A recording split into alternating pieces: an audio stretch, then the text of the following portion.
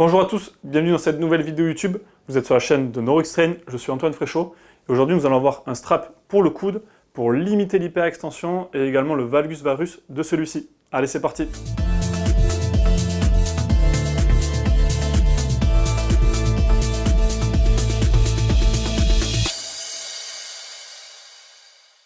On se retrouve donc pour réaliser le strap dans le cadre d'une pathologie du coude, donc d'une atteinte du coude. Ce strap va venir limiter l'extension de celui-ci, et également le valgus et le varus. Donc Thibaut sera en patient, il va être assis avec le dossier de la table relevé. Et pour le réaliser, on aura seulement besoin d'une bande élastoplaste de 6 cm et d'une paire de ciseaux. On se retrouve donc pour la réalisation de ce strap. Donc là, on va venir limiter, comme je l'ai dit précédemment, l'extension et le valgus et le varus du coude.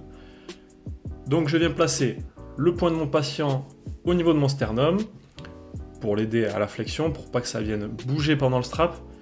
Je limite la flexion, ça c'est en fonction du patient, soit je mets vraiment beaucoup de flexion, soit un petit peu. Ça va dépendre de ses douleurs à l'extension, à quel moment il est à l'extension, mais généralement, comme ceci, à environ un peu plus de 90 degrés, à environ 120 degrés de flexion, ça suffit. Et donc pour la réalisation du strap, je viens réaliser un premier tour au niveau de mon biceps, vraiment sans tension.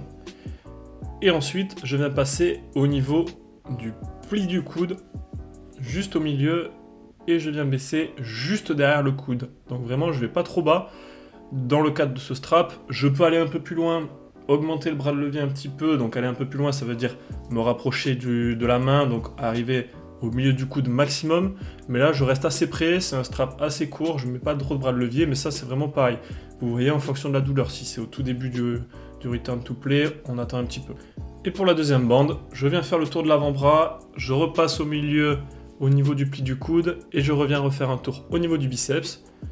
Et ensuite, je décale un tout petit peu par rapport à la première bande que j'avais croisée et je viens refaire la même chose.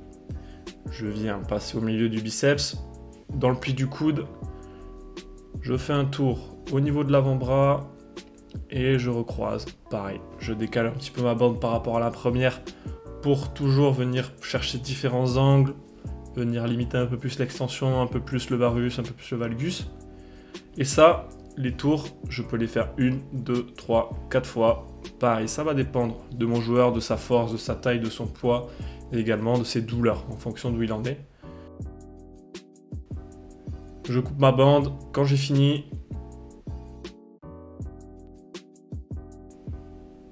je viens serrer tout mon strapping. Vous voyez là, ça vient croiser et il est limité en extension. Je viens lui demander de réaliser une extension totale, sachant que le strap va quand même venir se détendre. Donc si au début il se sent gêné, il ne faut pas hésiter à dire que c'est normal. Dans tous les cas, ça va venir se détendre. Il y a pour certains sports où ça va venir vraiment être gênant et pour d'autres sports, il n'y aura pas de problème. Et donc je vous laisse avec Thibaut en situation qui vient tester les différents straps.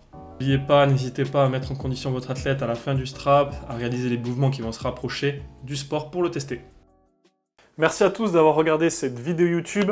Je vous rappelle que le strap n'est pas un traitement en soi. Le patient doit être sevré petit à petit et une rééducation bien menée doit être réalisée à côté de cela. N'hésite pas à mettre un like et également à poser des questions en commentaire si tu en as. Abonne-toi également à la chaîne YouTube, ça nous donnera beaucoup de soutien pour la suite. Également, tu peux t'abonner sur nos réseaux sociaux, Facebook, Instagram et LinkedIn et aller voir sur notre site web pour consulter nos articles www.neuroxtrain.com.